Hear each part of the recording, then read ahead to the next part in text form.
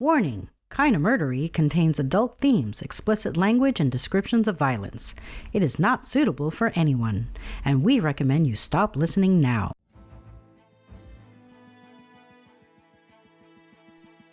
Hello everyone, and welcome to Kinda Murdery, a true crime podcast that's mostly about murder, and always about the strange and compelling stories that arise when the path less traveled twists to darkness, and those who walk its shadows surrender to violence and corruption. I'm your host, Zevin Odelberg, and we have a perilous journey ahead, so thank you for lending me your courage and good company. I'd like to start out by saying that I'm grateful for the easy comfort of being here with you on this cool and blustery November Thursday. I recently got pretty nasty whiplash from riding roller coasters with the kids around Halloween. It's been a nightmare. It really only hurts when I try to lie down, but it hurts a lot, which means I can't really sleep, and I'm awfully cranky. My family, bless them, have been incredibly patient with me, and I'd like to thank all of you in the Kinda Murdery community, because having these podcasts to make for us to share together is one of the few things that cuts through my general physical misery right now. So yes, thank you, thank you, thank you. Before we get started, I should tell you that my sources for today's episode are included in the show notes. Special thanks to an article by Benjamin H. Smith published on November 6th, 2022 on Oxygen.com. The Oxygen Network has a lot of great true crime content, and if you enjoy today's story, I suggest you check out the series Snapped, Sundays at 6/5 Central on Oxygen. And even if it sounded like one, that wasn't an advertisement. Kinda Murdery is not sponsored by Oxygen, although if Oxygen is listening, we'd love to be sponsored by you. It's not a paid plug, I just have to give credit where credit is due. I figure if someone else's show inspires me to tell a story, the least I can do is recommend that you watch the show. Also central to my research for today's episode were primary sourced court filings pertaining to the crimes that I'll be revealing shortly. Again, links to all sources are in the show notes. What follows is the story of Judy Naylor McPhail. Judy had many demons: drug addiction, mental health issues, possible narcissistic personality disorder. Growing up, her father was an alcoholic, and her mother struggled with her own mental health. Now, I am not a licensed psychiatrist, and I make no claim to any credentials or expertise. Nevertheless, as a certified armchair pop psychologist, it seems to me that we find ourselves pondering the tragically all too common chicken and the egg dichotomy of addiction and mental health, meaning it's difficult to determine whether Judy turned to drugs as a means to cope with the symptoms of her mental health challenges, or whether those challenges were created, or at least greatly exacerbated, by her addiction. The truth is likely some combination of both, which I'm sure many of you know is the heart-rending reality for a large number of addicts. Either way, addiction and the high cost of feeding that addiction appears to have been the central driving force of Judy's adult life and many tragic decisions that she would make. As you know, if you've listened to the show before, mental health, substance use, and self-harm are not only human issues that are important to Kinda Murdery, they're also very important to this particular story, which does contain all three, so fair warning there. Having taken that warning into account, if you're still ready to proceed, then I suggest you put your personal items underneath the seat in front of you. Stow your carry-on in the overhead compartment. Let go of the cares of the day, but be sure your seatbelt is fastened. There's turbulence expected ahead. Relentless Need, the Judy Naylor McPhail story, starts now.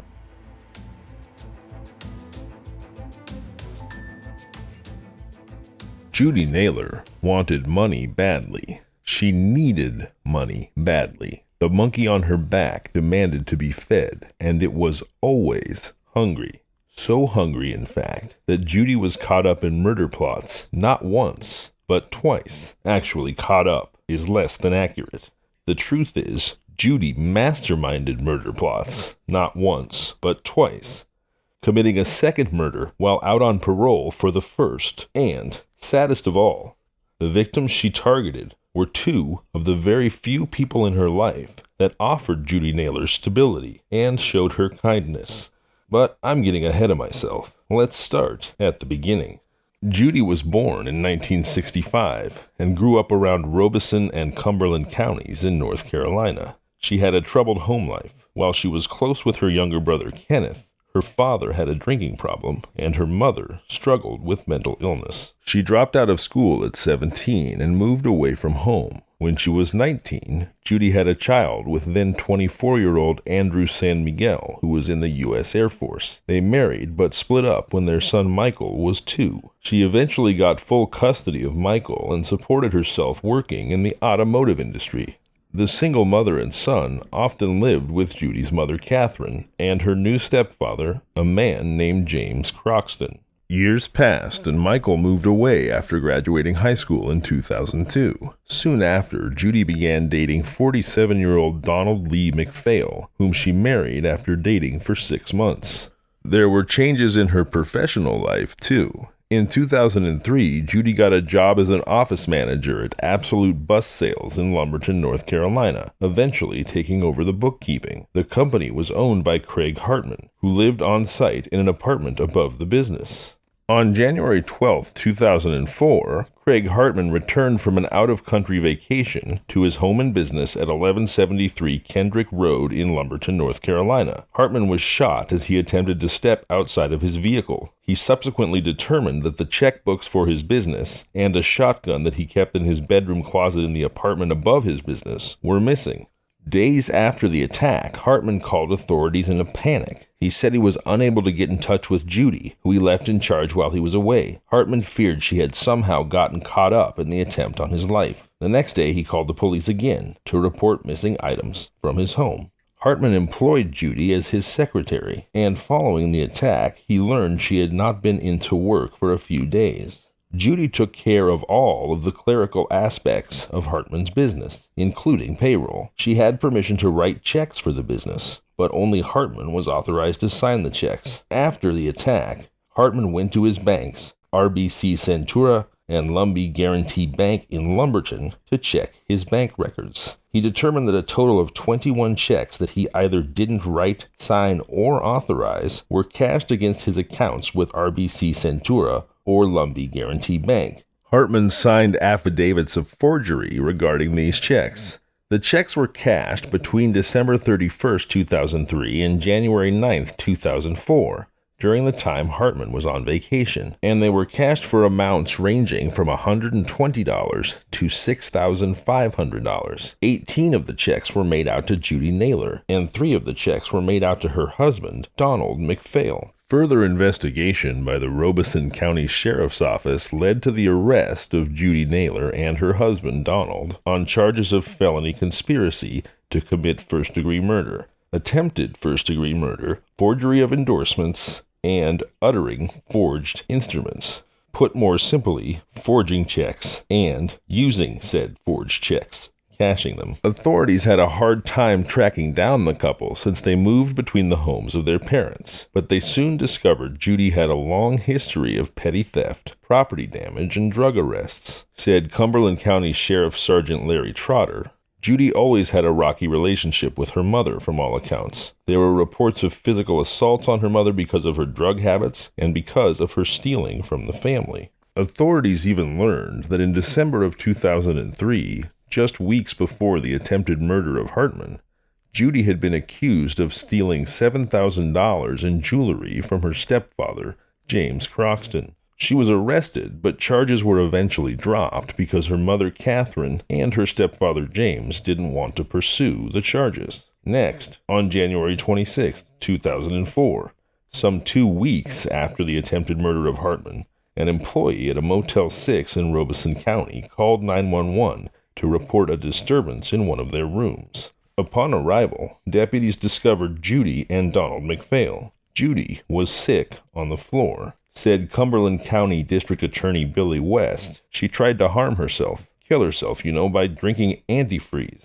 After recovering from her suicide attempt, Judy Naylor McPhail was released from the hospital. She met with detectives and admitted to stealing from her work in order to pay for her and her husband's drug habits. She said they planned to kill Hartman in order to avoid detection. Judy and her husband Donald are both charged with attempted first-degree murder, conspiracy to commit first-degree murder, larceny of a firearm, and fraud. Despite her confession, Judy pled not guilty. Under questioning, Donald McPhail immediately confessed to a laundry list of crimes. Donald admitted his involvement in the attempted murder of Judy's boss. He admitted to stealing the gun. He admitted to writing the fraudulent checks.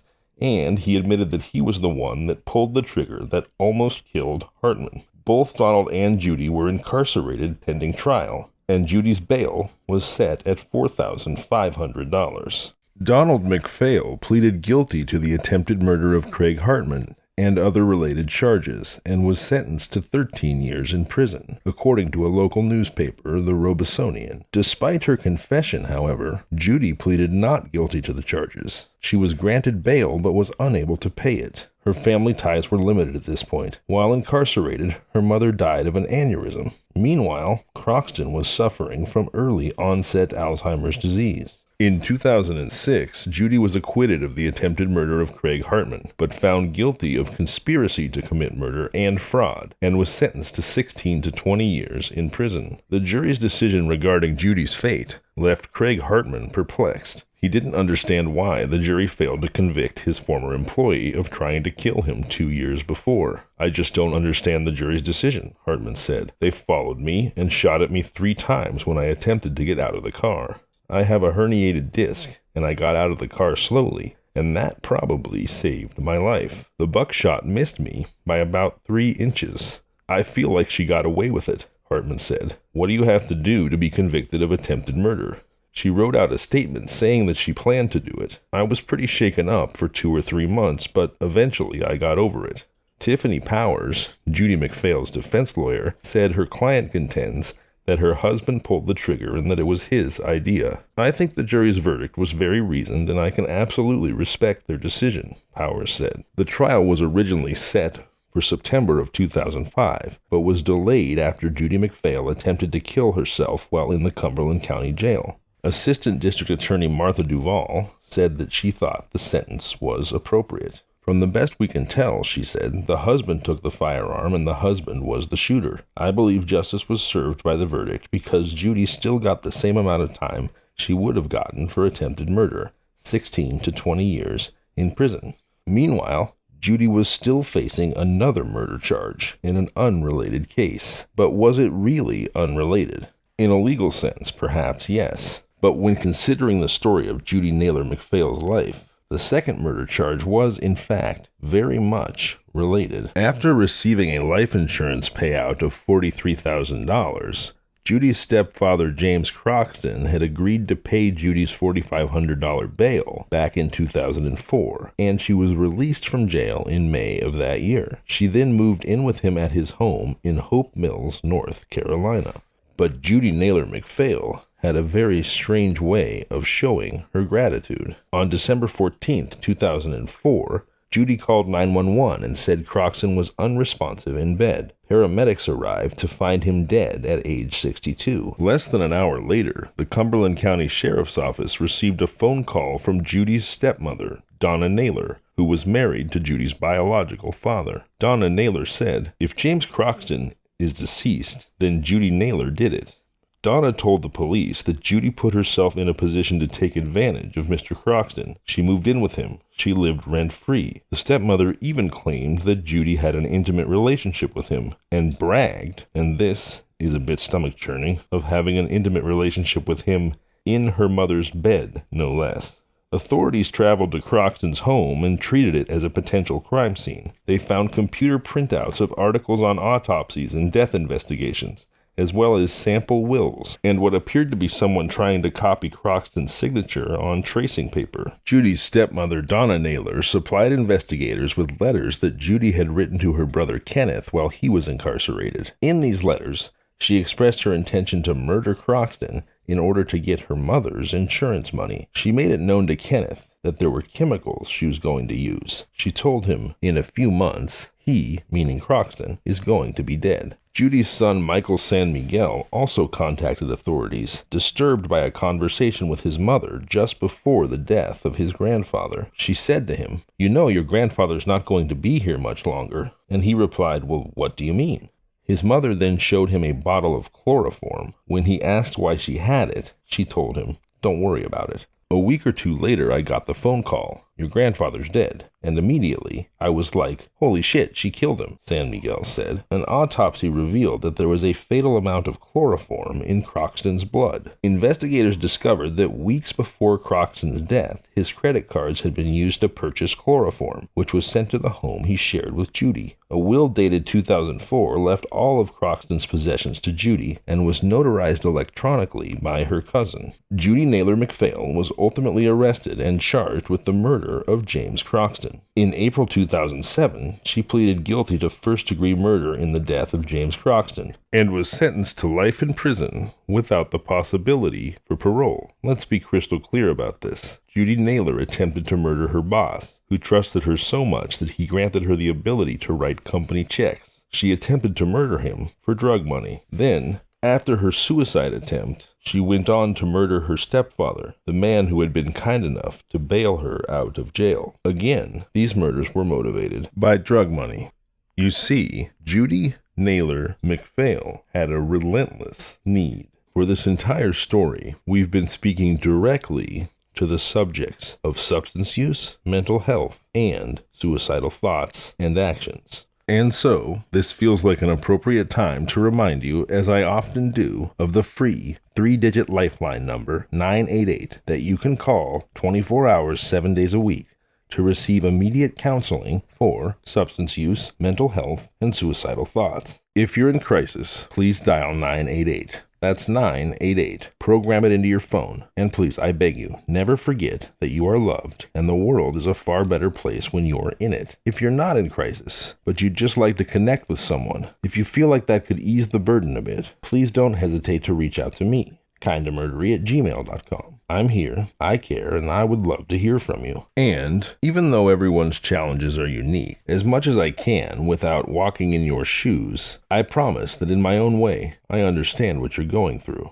And while some things may never be okay, you are by definition so much stronger than your demons. After all, they're your demons. They belong to you. You do not belong to them. Alright, thank you for giving me a moment to talk about that. And also, as you know, I have cerebral palsy and my wife has fibromyalgia. And I would just like to shout out Emily Plowfield from Cincinnati, Ohio, from reaching out to say that she loves the show and also for sharing that she too lives with fibromyalgia. Emily will be our next Kinda Murdery full-color vinyl sticker recipient. If you'd like a sticker too, all you have to do is send your address to kindamurdery@gmail.com and I will be more than happy to send them to you. Also, if Kinda Murdery is something you look forward to, it would mean a lot to me if you went to your favorite podcast platform and left a 5-star review. I can't wait to see you again this Sunday, November 13th, for another Kinda Murdery story. And with that, I say goodbye. I'm Zevin Odelberg. And this has been Kinda Murdery. See you Sunday.